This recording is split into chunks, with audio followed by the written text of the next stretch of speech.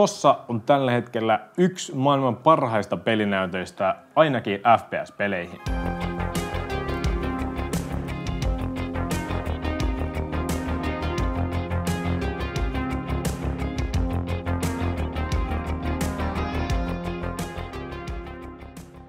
Kyseessä on Zovien XL2566X Plussa. Tämä on päivitetty versio Zovien aiemmasta XL2566K-monitorista, jota on muun muassa viime vuonna käytetty CS2-majoreilla. Zovielta lähetettiin tämä näyttö mulle testattavaksi.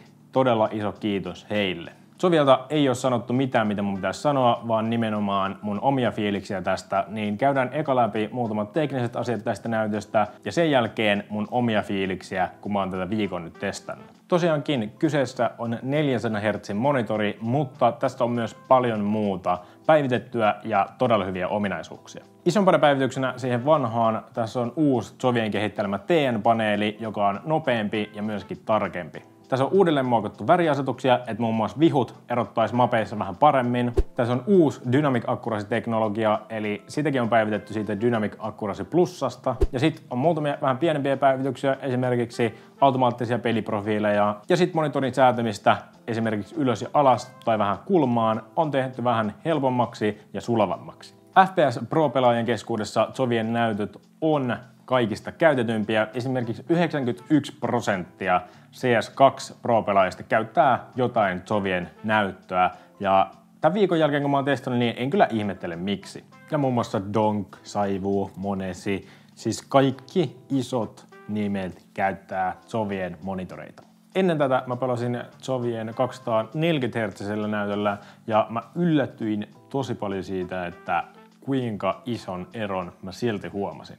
Mutta siitä vähän myöhemmin lisää. Tämä uusi TN-paneeli ja Dynamic Accuracy 2 käytännössä vaikuttaa kaikista eniten siihen, kuinka tarkkana vihut näkyy, esimerkiksi kun sä heilut tai flikkaat. Mutta kannattaa huomioida kuitenkin se, että TN-paneeli ja varsinkin tämä Zovien uusi nopea TN-paneeli on suunniteltu kilpailukykyiseen pelaamiseen, eikä esimerkiksi elokuvien katsomiseen. Jos sä katsot suurimmaksi osaksi sun tietokoneella elokuvia tai videoita, niin siihen esimerkiksi OLED-näyttö on parempi. Mutta pelaamiseen tää on ehdottomasti yksi parhaista. Mä en tällä videolla mene tämän tarkemmin näihin teknisiin juttuihin, mutta jos sua kiinnostaa enemmän tämän näytön tekniset tiedot, niin tuolla kuvauksessa on linkki Zovien sivuille, josta sä löydät lisätietoa. Mutta käydään läpi seuraavaksi vähän mun fiiliksiä tämän viikon testaamisen jälkeen. Niin kuin mä sanoin äsken, niin mä yllätyin siitä, kuinka iso ero 240 Hz näytössä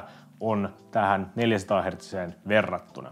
Mitä isompi hertsimäärin mennään, niin sitä vaikeampi se ero on sit huomata siihen vähän pienempään, mutta 240 ja 400 Hz oli kyllä tosi iso ero. Mä en ole varma, kuinka suuri vaikutus sillä uudella TN-paneelilla oli siihen fiilikseen, mutta ainakin nyt tässä TN-paneelissa näillä hertsimäärillä Dynamic Accuracy 2 ero oli oikeasti merkittävä. No miten se ero sitten vaikutti esimerkiksi pelaamisessa, niin helpoin tapa selittää on se, että kaikki tuntui vaan tosi paljon sulavammalta. Aimi tuntui smoothimmalta, movementti tuntui paljon smoothimmalta.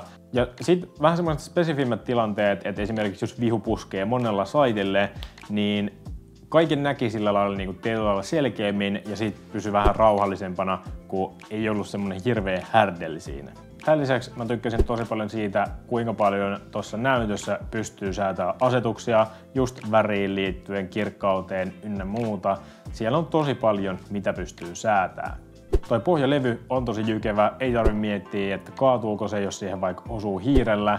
Ei todellakaan tule kaatumaan. Myöskin tää näytön liikuttaminen ylös alas ja sitten tämän tiltin säätäminen on tosi smoothi ja miellyttävä. Unboxing experience oli myöskin miellyttävä. Siellä tuli kaikki tarvittava, kaikki oli hyvin pakattu. Sieltä tuli HDMI 2.1 kaapeli, DisplayPort kaapeli ja tietysti virtajohto. Kaikki on kyllä mietitty viimeisen päälle. Kenelle tämä näyttö on sitten suunniteltu? niin kuin mä sanoin, niin tää uusi TN-paneeli, mikä tässä on suunniteltu kilpailulliseen pelaamiseen. Eli esimerkiksi, jos sä pelaat tosi kasuaaleja pelejä tai semmosia roolipelejä, single player, jossa roundin voittamisen ja häviämisen ero ei ole oikeasti millisekunteja, tai jos sä katsot paljon elokuvia, jos sä haluat maksimoida sen, kuinka visuaalisesti miellyttävältä sun näyttö näyttää, niin sitä ei ole sulle. Mutta jos sä haluat oikeasti kilpailullisen edun sun viholliseen, esimerkiksi CS2, Fortniteissa, Valorantissa, Rainbow Six Siegessä, ihan mikä tahansa nopeatempoinen FPS-peli, niin sit tää todellakin voi olla sulle. Tää 400 Hz uusi TN-paneeli, Dynamic Accuracy 2 todellakin vaikuttaa siihen, kuinka nopeasti sä pystyt reagoimaan viholliseen, kuinka selkeästi sä näet ne. Ja jos viholla on vaan teknisesti huonompi näyttö, niin sä saat tästä näytöstä merkittävää etua. Ja siksi mun käyttötarkoituksessa mä väitän, että toi on tällä hetkellä paras mahdollinen näyttö. Mä pelaan kaikista eniten CS2 ja sit, jos mä haluan katsoa vaikka elokuvia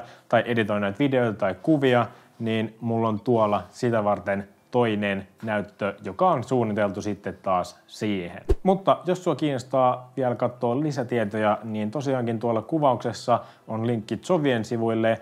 Iso kiitos vielä Zovielle tämän näytön lähettämisestä ja kiitos sulle tämän videon katsomisesta. Jos sä tykkäät tämmöisistä review-videoista, niin mulla on hyviä uutisia sulle. Niitä on tulossa varmasti lisää hiirestä, näppäimisestä, oikeastaan kaikkeen pelaamiseen liittyvästä. Joten jos semmonen matsku kiinnostaa myös CS-kontentin lisäksi, niin laita ihmeessä kanavan tilaukseen ja jätä tykkäystä tälle videolle. Me nähdään taas seuraavan videon parissa.